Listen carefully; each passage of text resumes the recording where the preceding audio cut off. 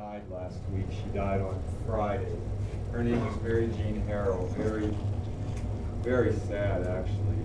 If you go to her homepage, she and I went to grad school together. We had the same advisor, and then we came here and published some papers together for about 5 years.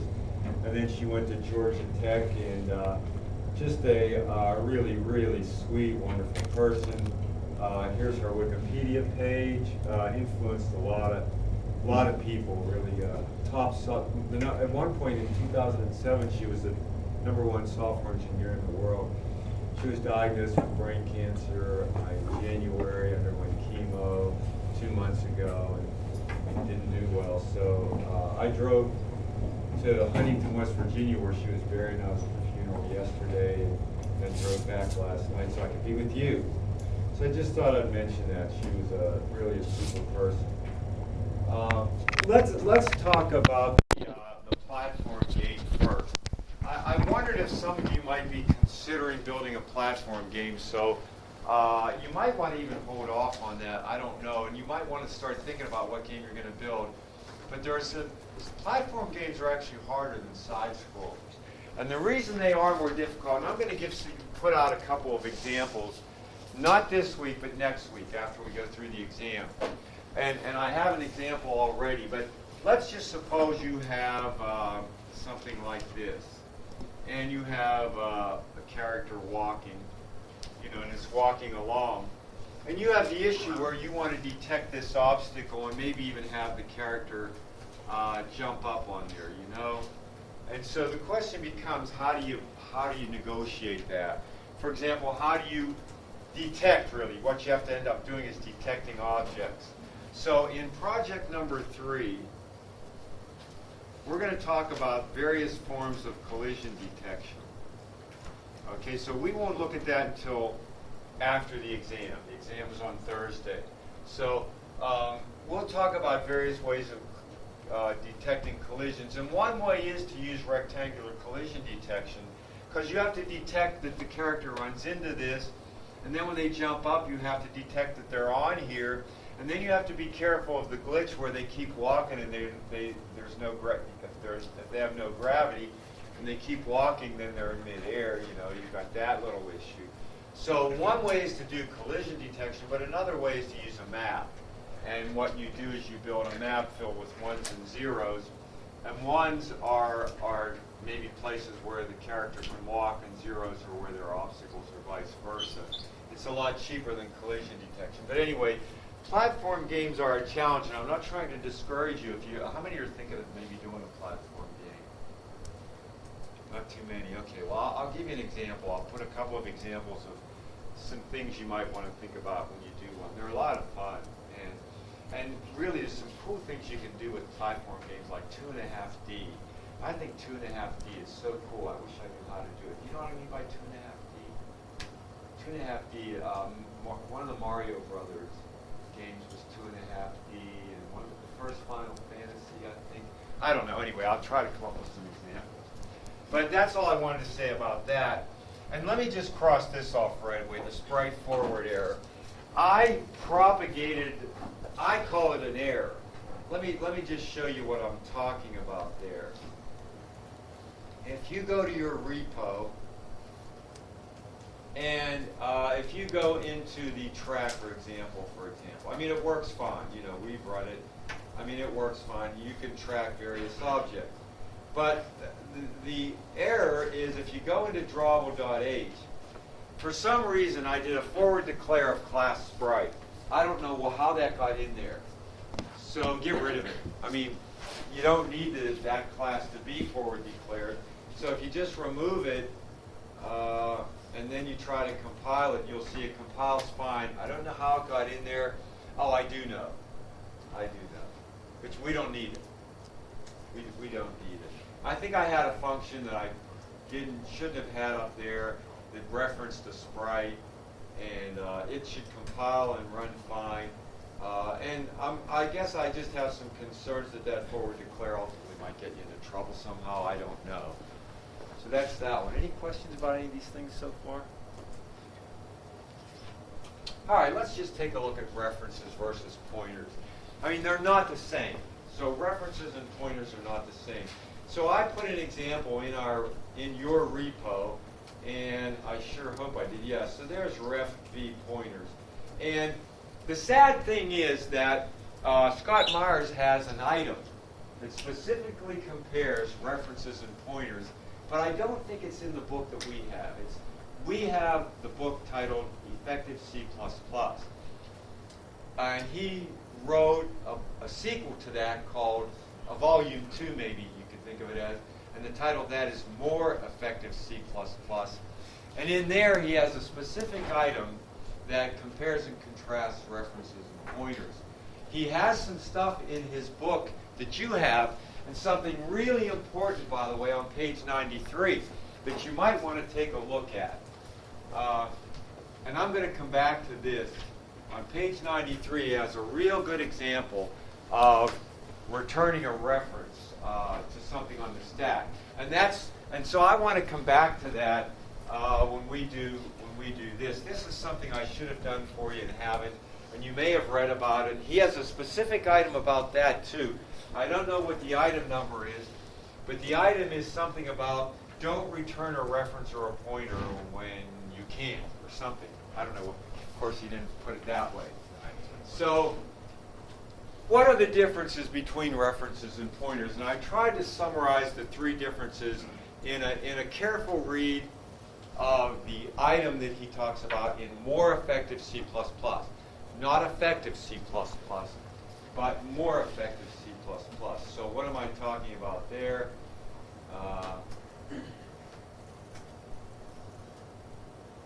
And it's this one. There are 35. See, there are 55 items in yours, the one that you obtained somehow, and there are 35 additional ones in here. And in there, I think, is where he talks about he specifically compares those. But here's a summary of what I gathered from what I felt was a fairly careful read. So what are the differences? References, you get it. There's something like static variables in the sense that you get a chance to initialize a static variable at the point of construction. But thereafter, you're actually updating that single copy of the static. References must be initialized at the point of declaration. They must be. It won't compile if you don't. References will not. You can declare a pointer without initializing it, but a reference you cannot. And the reason is that that's your only chance to do it. And it stays constant. So what that means is references are constant. You can't reassign it. You can change what's in it. And that's what happens. A lot of people think they're changing it. If you don't know how references work, you can shoot yourself in various parts of your anatomy. Why? Well, because you think you're changing. So you know what I'm talking about here. And it's the same with pointers. With a pointer, you have what the pointer points to, and you have the value that the pointer points to. And with pointers, you can change both. Now, you can put a const there to keep both from being changed. Are you with me, or am I? You're looking. Okay, so you know what I mean? The two consts. So you have, with a pointer, you have what the pointer points to, the object that it points to. And I have an example that I'll show you. So let me just read these, and maybe these examples will help. You must use a dereference operator to dereference a pointer. You don't need an operator to dereference a reference. And in fact, with a reference, you use the period like other languages do with pointers. But with a pointer, you use the arrow. So what am I saying here? So I have two integers just so I can play around with pointing at them, A and B. All right? Here, I have a reference called C. And I'm initializing it that way, but you can do it the other way. You could say int ampersand C equals A. Syntactic sugar, really. Use either notation. They'll both work exactly the same. So what I'm doing is I'm initializing C at its point of declaration. If I do not, this will not compile. Let me see if I'm lying. So let me just come down. So let me show you that it currently does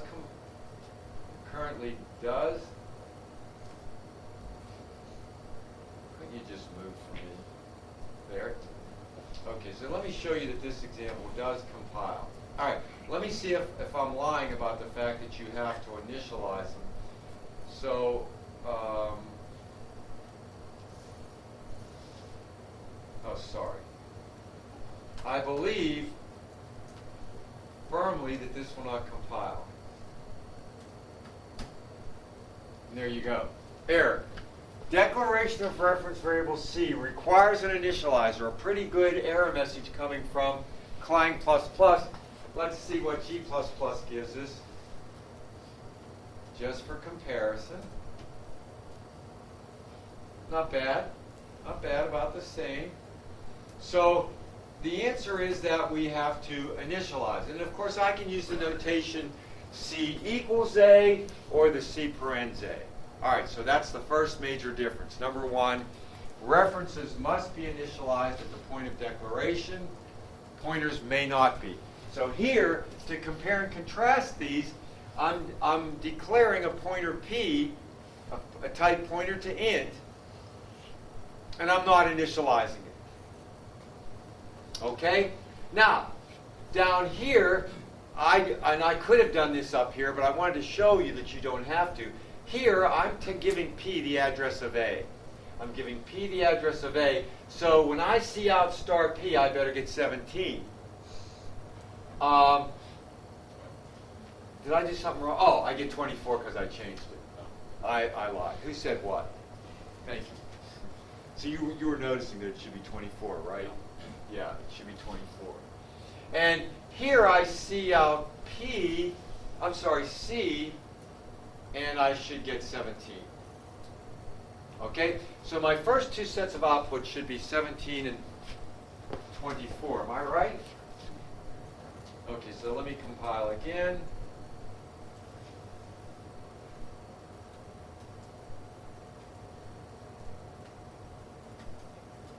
Let me go up here so you can see. 24. Did I say something wrong? What? Oh, I changed the value that A has. Yes, thanks. I changed the value that A has, and C is always going to point to A. So if I can change its value, you're right. So 24, 24. Keeps talking, so when I make mistakes, I know what I made. Okay, are we okay with that so far? So I can change the value that the reference refers to, but I can't change the reference. So what am I doing here? C equals B. What am I doing? You'll have to tell me.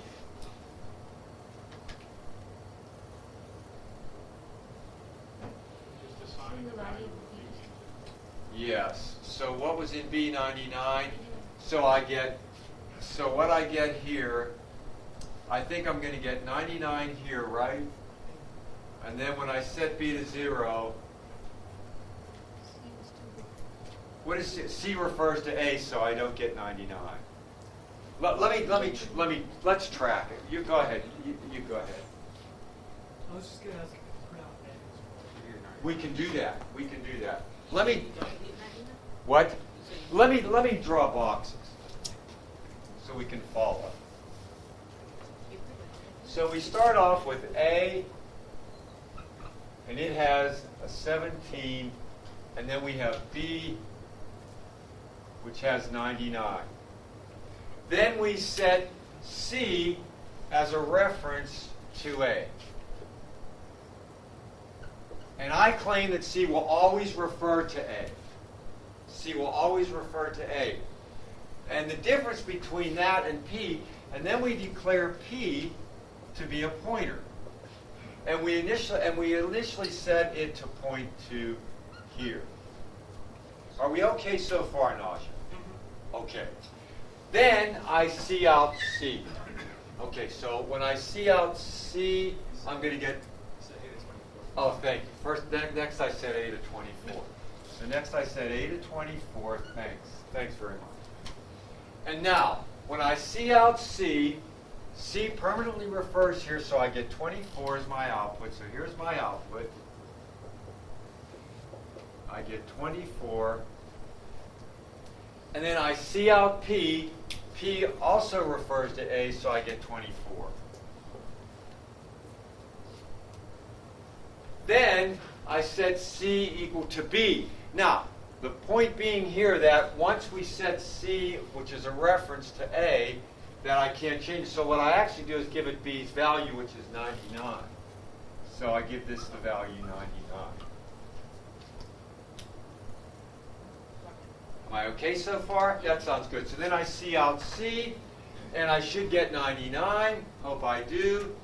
And then I set B equal to 0. So now I set B equal to 0.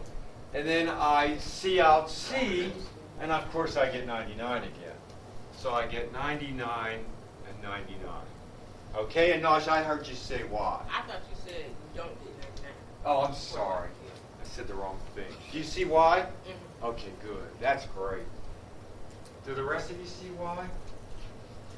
So here's the trick. Here's the trick. I get to initialize this reference here. That is, I get to set what C points to right here, refers to, I should say. At the point of declaration of a reference, you get to tell the compiler what that reference will refer to, and you never get to change it. Any subsequent assignments to C are not going to change what the reference refers to. It's going to change the value that's contained there. So that's the tricky thing right here. And that's why I put a comment. I didn't reassign, maybe this isn't as good as it could be, this comment. I didn't reassign what C refers to. I reassigned its value to have the value of B. Now, not so with pointers. I can change, with pointers, I can change either what the pointer refers to or the value it has. How do I change the value that a pointer has? Suppose I want to change the value that pointer is pointing to. What do I do? Star P. Perfect. Suppose I want to change the object that P points to. What do I do? Just assign to P. Okay? So if P, so the difference should be pretty obvious to you now, but if it's not asked. So if I have int star P, I can change the object that P refers to. That changes the object that it points to. That changes the value that it points to. Now, how does that compare to a reference?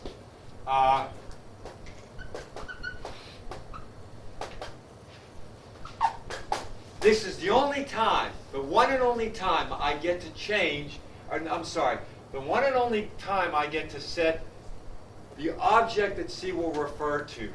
All other things that look like this, I'm changing the value I'm not changing the object it refers to, I'm changing the value inside that location. Now that's really kind of tricky, isn't it? Sneaky maybe. Because, and that's where pointers are kind of nicer in a way. Because every time I do this, I'm changing what the pointer points to. Every time I do this, I'm changing the value in the object that the pointer points to. Whereas there's a sneaky thing going on here.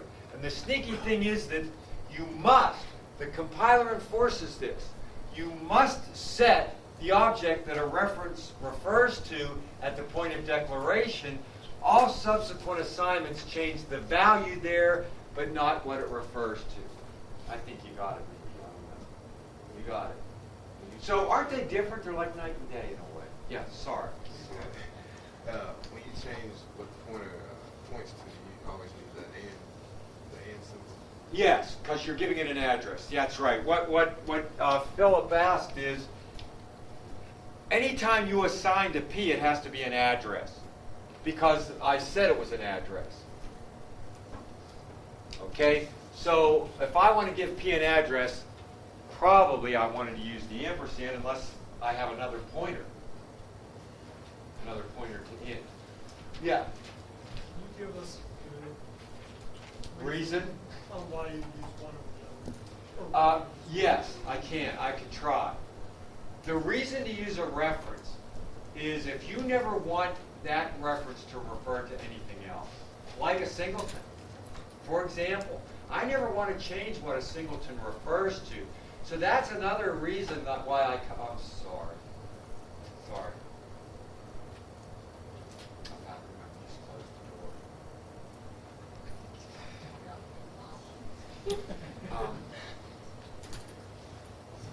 Can you hear me in the back? I guess you can.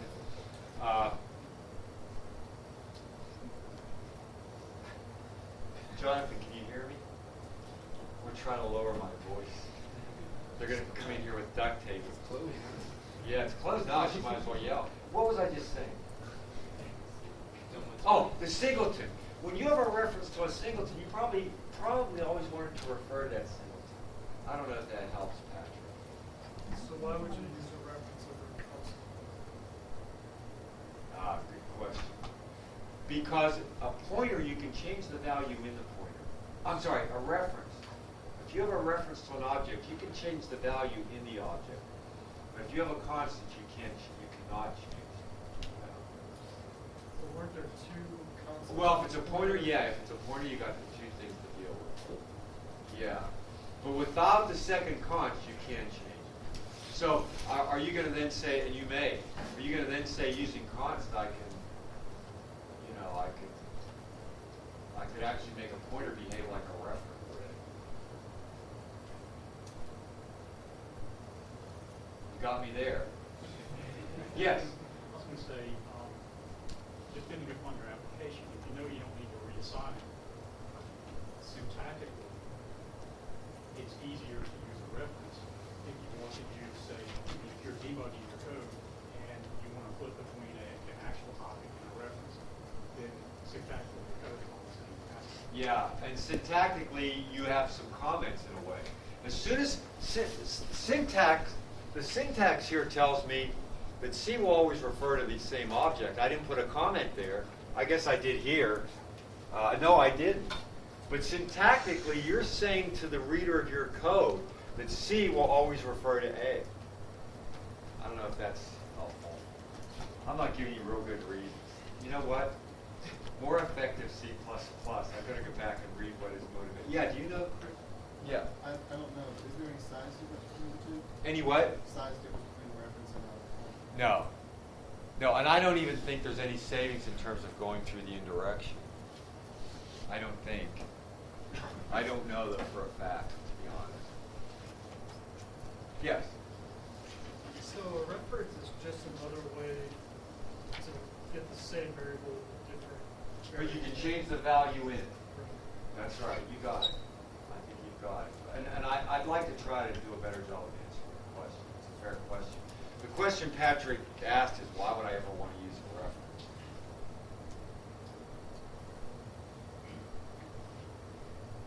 I wonder what the implications are with const reference, const ampersand as a parameter transmission mode. I have to think about it, but off the top of my head, I don't think I'm doing a very good job of motivating it for you.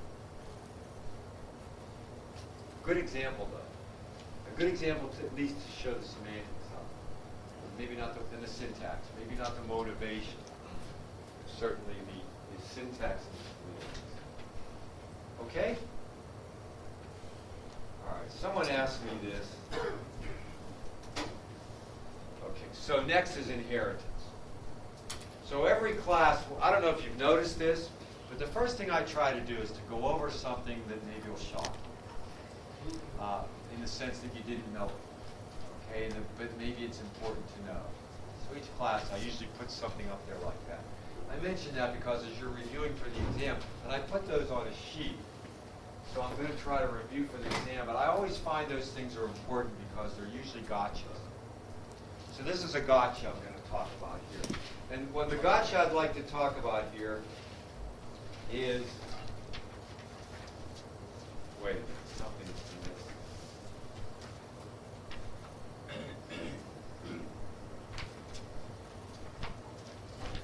Oh, wait, maybe I'll be okay.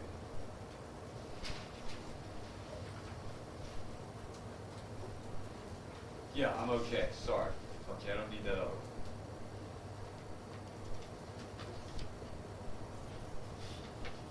Okay, so I have two examples here, and the first one is important, and that's when. So let me just talk about this one now. So what am I going to talk about now? trying to move this thing about an inch to the right. You know what? I know, I'm going to set it up in my... There, I did it. I got it. Okay, what I want to talk about now. I'm getting there. They say men can't see red. Is that true? There's a green. Which color don't we supposed to not? I'm trying to use black. What colors do we not see? I can see most colors. Me too. You know, women probably propagate that. My wife says I can't see any colors. You know, I'll get dressed, and I think I look so good, we're going to go out. She'll say, no. No, you're not going out like that. And the discouraging thing is I think I look great. Oh, well, anyway. So, inheritance. What I want to talk about now, and it has implications, what I want to talk about now is the order of invocation for